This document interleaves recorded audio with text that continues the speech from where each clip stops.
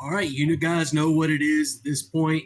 You've been following this series. It's a new week, so it's a new division.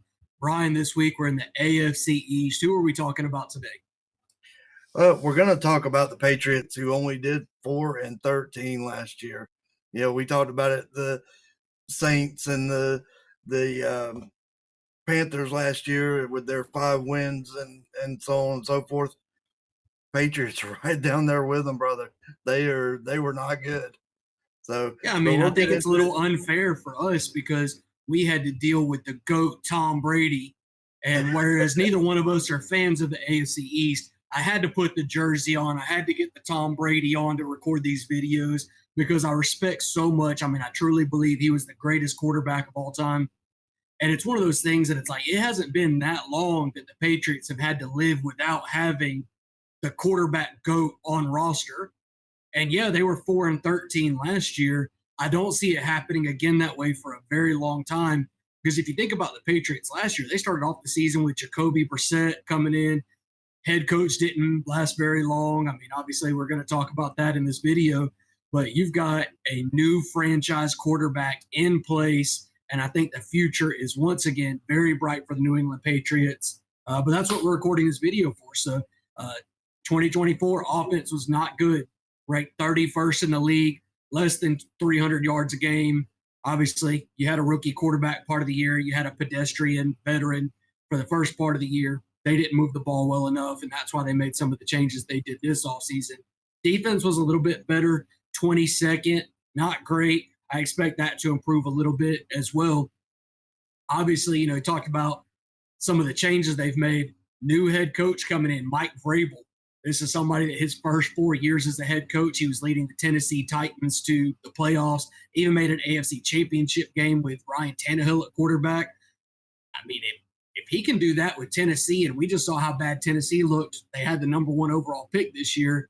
What can he do with an established franchise quarterback in place? I love the pick of offensive coordinator, bringing in Josh McDaniels, who had led Mac Jones to the best year of his career, I believe, as a rookie. Now you get Drake May, guy that I've been talking about so far, if you didn't know. Drake May now gets Josh McDaniels to be his offensive coordinator. Mike Vrabel's going to come in, build this defense up the way that he does. I feel like the Patriots could be a pretty good team this year. Not so good as the Bills, so calm down, hold your horses on that, but at least competing. I think they could be clearing away the second best team in this division. So we'll go ahead and start talking about some of the changes. Big time departures. You got a center, David Andrews, and offensive guard, Wes Schweitzer. They have both called it quits on their careers. No longer going to be playing football. They have retired. Edge Dietrich Weiss is on his way to the Commanders. And a little bit of a preview for this week's videos. I'm finding myself seeing a lot of departures going to the Commanders. Now, keep in mind, we have not made it to the NFC East yet. We are saving that division for last on purpose. But I'm sitting here looking at some of these notes that we've taken, and it's like, what have the Commanders done this offseason? I cannot wait to film that video because are they just going to be incredibly stacked? It's just a different topic for a different day, of course, but a little bit of a side note I noticed that as you guys are watching these videos, start paying attention to how many times we say this guy went to Washington and this guy's a Commander, because It seems like it's going to be a lot, especially coming from the AFC East. But one of the real interesting moves, I think, quarterback Joe Milton, you probably remember him having an absolute cannon at Tennessee. He gets a chance to start a meaningless game at the end of last year. Absolutely decimates the Bills' defense. I think they actually win a game. It cost them some draft spots, if I'm not mistaken on that. And it's like now he becomes a valuable trade piece because we don't want him backing up Drake May, causing some sort of controversy there. So they said, screw it. We're going to send him to Dallas. He can back up Dak Prescott over there and be an insurance policy for Dallas. They got rid of him. So a few departures there, but a lot of new faces coming in. The biggest name, Stephon Diggs, 3 years, $69 million. We talked about him in the Houston Texans video. Tears his ACL, horrible injury. You hated to see it because of what he was going to do in that offense last year. All signs are pointing to him being ready for week 1. I would have never guessed that to be the case, but Drake May has a true number 1 receiver, and it's going to do a great thing for this offense. Harold Landry, edge, 3 years, $43.5 million. Milton Williams, defensive tackle, 4 years, $104 million. Carlton Davis, a cornerback, gets 3 years, $60 million. Are you starting to notice a trend here, Brian? Mike Vrabel is coming in and he's spending big money on this defense. And they did replace an offensive lineman, new right tackle Morgan Moses. He gets 3 years, $24 million. As we get to the draft, you'll see that is a recurring trend, investments on the offensive line. Don't really have a lot of big re-signings to talk about here, but just in those other free agent signings, I mean, how do you think they did as far as starting to build this roster up from, as you said, a 4-13 team last year? They have a lot of room to improve.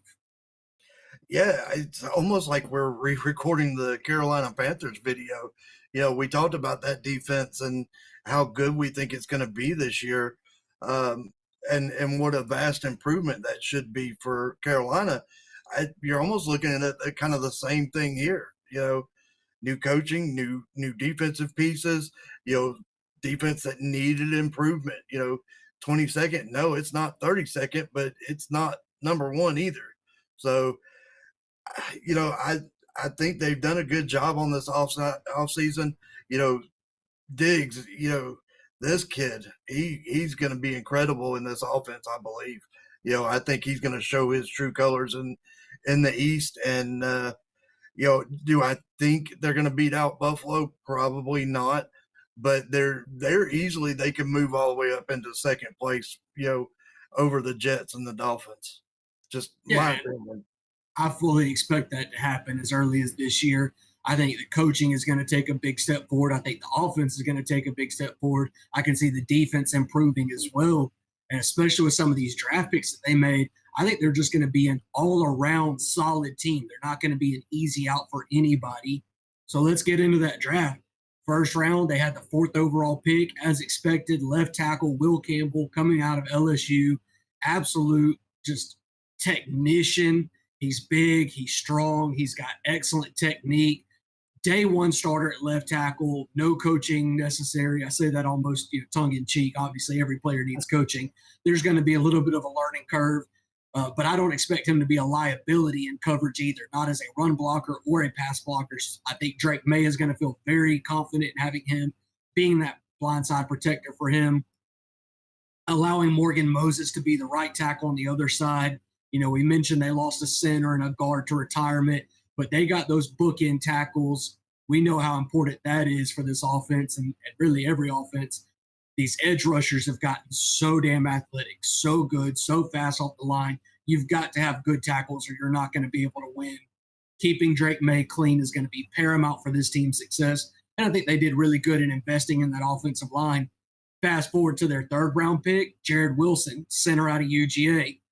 David Andrews, center at UGA. I'm not saying he's a direct one-for-one replacement because Andrews was a very good center for a long time in the league. But if he can be 90% of what Andrews is, this offensive line is going to be one of the better units in the NFL very, very quickly. I do have a lot of faith in the options that they have made, the selections, the choices in who they brought into this building to protect Drake May. And as he continues to ascend to being the quarterback he was drafted to be, I think having a really good offensive line keeping him up, it's just going to pay dividends to all those other investments that they made. And I talk about their 1st round pick. I talk about the 3rd round pick. Sandwich between those, Travion Henderson, national championship winning running back out of Ohio State, and Kyle Williams, a wide receiver out of Washington State. They are adding pieces to this offense. We talked about how much money they spent on the defense, but look at it. A center, a left tackle, a right tackle, 2 wide receivers. They are shaping the identity of this team, and they're basically giving the keys to the kingdom to Josh McDaniels, and they said, here you are. We gave you everything you need. You've got weapons. You've got a bright young quarterback. Now go win this year. Again, it's a lot to ask for a team to go from 4-13 to 13-4 and winning the division and trying to be the number 1 seed in the AFC. I'm not saying that I'm willing to crown them that early, but just from the free agency acquisitions and the draft picks that they made, it's hard to think that the New England Patriots aren't going to be a competitive team in 2025. But what do you think? Yeah, I kind of agree. I just, I think we've talked about it in some other videos about the gel. You've got so many new pieces. Yes, you've got some outstanding weapons. You still got to go back to adding Stephon Diggs, but how is him and May gonna, get that cohesion together? And is that going to be day one? Is that going to take a little bit of time? Who knows? Both of them, one's a really good quarterback, the other is a really good wide receiver, and usually you put those two together and they gel instantly.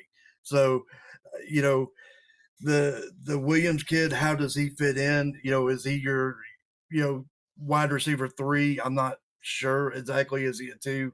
I'm not 100% sure on that, but again, the line, we've talked about it extensively. Line and defense have to gel. So they've added a ton of defensive pieces. They've added, some pieces to this offensive line. Like I said, it's going to be interesting to see how they get along. Are they right off the bat as good as it gets, or is it going to take a year to improve on? And it's 2026 that we're talking about them leading the AFC East or even the AFC period. Yeah, and I think that's kind of my one concern for this team is I'm going to count 4 new faces on the offensive line. I think your left guard might be the only returning starter from 2024. I expect the other 4 starters to be new guys, whether they be rookies, whether they be free agents, somebody that just climbed the depth chart as a means of somebody ahead of them no longer being on this team. It's a complete identity overall, team wide on both sides of the ball. But like you said, defensive players are very plug and play. Yes, you need good communication, but it's all in how you execute the scheme. You got to trust somebody like Mike Vrabel, who's been around this league for so long and has been so successful in as a player and as a coach in this league. You expect him to be able to know what it's going to take to succeed in his own scheme and in his own play calls. Yes, the players still have to go out and do it, but they were paid all these millions of dollars for a reason. Yep. That offensive line, I think, is so much more important to have chemistry, because this isn't, remember the Titans. This isn't, if you don't do your job, I can't do my job. Like, I'm going to look out for me and I'm going to get mine. There's some of that still works on the defensive side of the ball. If you're the best playmaker on defense and you play free safety, go make that play. It is what it is. If you get an interception, but you were a little bit out of position, nobody's going to care because you got that turnover. This offensive line, they have to be good. They have to be a cohesive unit.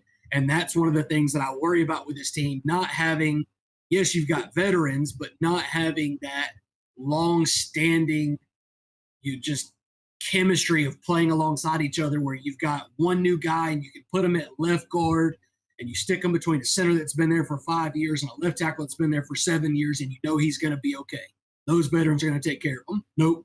This is basically a clean slate offensive line. So we'll see how it goes. I expect this unit to get a lot of reps through training camp and preseason games because they need it. Yep. So because you're already going to be doing a lot of this without Stephon Diggs, because he's coming back from the ACL tear, they're not going to get as many reps the full training camp as you would like. So Drake May is already having to learn some of his other receiving options as they're bringing Diggs along. So this offensive line has to get as many of those reps as possible. You can't afford to hold them out. That's just kind of my thoughts. But the strength that plays along with that is Drake May in the Josh McDaniels scheme should thrive. Obviously, Tom Brady did great things with Josh McDaniels. Mac Jones, most people would not say is a very good or very accomplished NFL quarterback, and yet he had his best year as a rookie under Josh McDaniels. So good, in fact, that it got Josh McDaniels a head coaching position that didn't turn out too well, and that's why he's back as an offensive coordinator.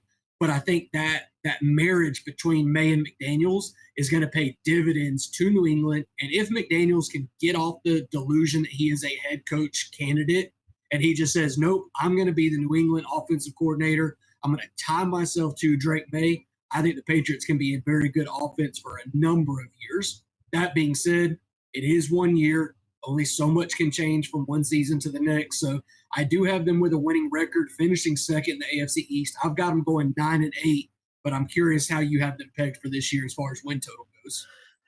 Man, I'm so up and down. I mean, honestly, wouldn't be surprised if they only pulled off 7 wins. On the flip side, wouldn't be surprised if they pulled off 11 wins. You know, without anything being seen, there's nothing on film, there's nothing to go back and look at because obviously we just talked about it. They're a totally different team than they were in 2024.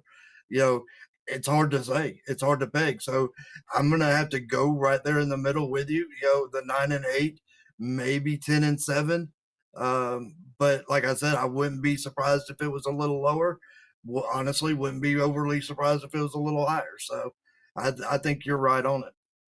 Yeah, and I think with them, it's almost so much as they can control what they can control, but what happens in the rest of the division? Obviously, we're going to be talking about the Dolphins later this week. We're going to talk about the Jets later this week. How good is Justin Fields in this new home? You know, how good is that defense going to continue to be with Robert Saleh no longer there, but Aaron Glenn coming over as the head coach?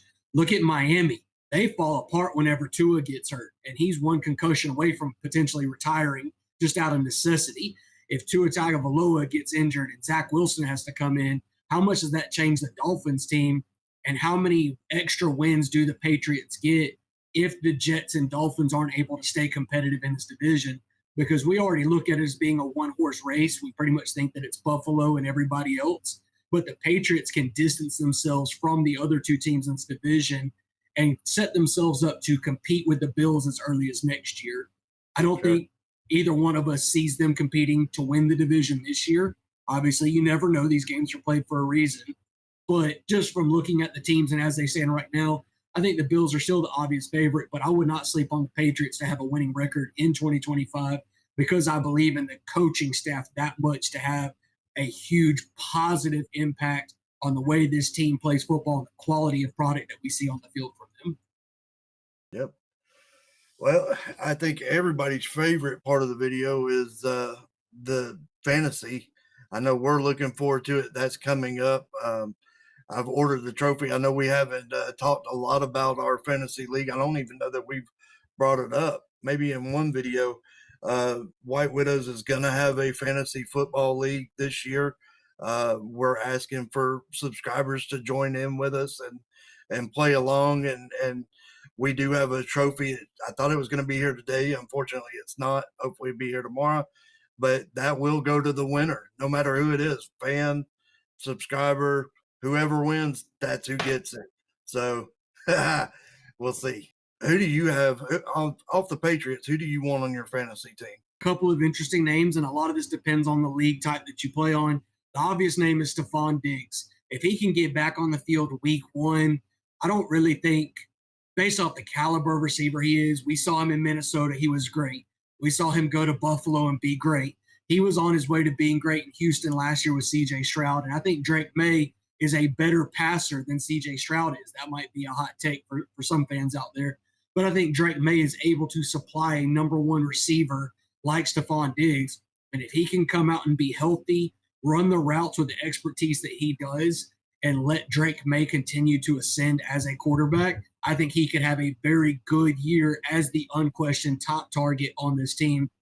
I love having number one receivers. Yes, there are some good number two receivers in the league. We talked about T. Higgins. We talk about a Devontae Smith. But to be the number one target and be as talented as Diggs is, give me somebody like that on my fantasy team all day. Even if he's my second or third receiver, it doesn't matter. He's the number one receiver on a team that I think is going to have a very good passing offense under McDaniel. So give me that. Another receiving weapon, though, and some people don't like taking rookies. I'm not sure why, especially at the running back position.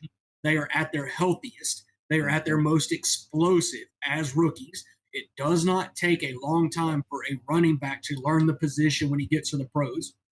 Yes, he has to learn how to pass protect at a higher level. Yes, he has to earn the trust of the coaching staff. I get it. But when you were drafted in the second round pick, you are a top 40 pick in this league. They're drafting you because they think you are a pro-ready asset, able to step on the field as early as day one and be a weapon in this offense. And that's exactly what Henderson is. Not to take anything away from Ramondre Stevenson, I just think because of the fumbling issues that he's had, just the ineffectiveness at times, they drafted Henderson in the second round to be a weapon, and that's exactly what he's going to be. If you're paying attention to any of the camp clips that have been coming out, he has been just unguardable, even going against corners that have been in the league for 5 years. the routes that he runs make you like you're watching a veteran receiver, and he's doing it from the running back position. Coming out of the backfield, taking snaps out of the slot, I expect him, especially in PPR leagues, to not just be a good running back that you have on your bench waiting for bye weeks and injuries to pile up, but I think he's somebody that can make your lineup this season as he earns his spot on the field and takes over this backfield as a rookie. Yep. And I wouldn't mind picking him up, obviously not round 1, 2, 3, but you get into the later rounds, you're looking for that RB3, RB4 sitting on your bench. Yep. I'm not mad, and I wouldn't be mad about putting him in a flex spot. If you're playing in a league with a couple of flex positions, throw him in there. You might get lucky, you may not, but I think he's worth throwing the dice on for sure. Yeah, I mean, I think the name of the game is upside, where you're going to be drafting him. And depending on your draft strategy, if you're going hero RB or zero RB, Travion Henderson is somebody with a lot of upside. And that's really the word that I would apply to this entire Patriots team. It's upside. They weren't a very good team. They did not win a lot of games last year, but they have made the steps necessary to build. And I think they're going about it the right way with their head coach, with the running back, the quarterback in place, and all the investments that we talked about throughout this video. I think this is a high upside team, and I'm looking forward to seeing them play. That being said, I don't think we really had too much else for the New England Patriots. I appreciate you guys tuning in this video. Make sure you come back tomorrow. We're talking about the New York Jets. A little bit of a spoiler. I don't think we have as rosy of glasses when we're looking at the New York Jets, but you're going to have to tune in to find out.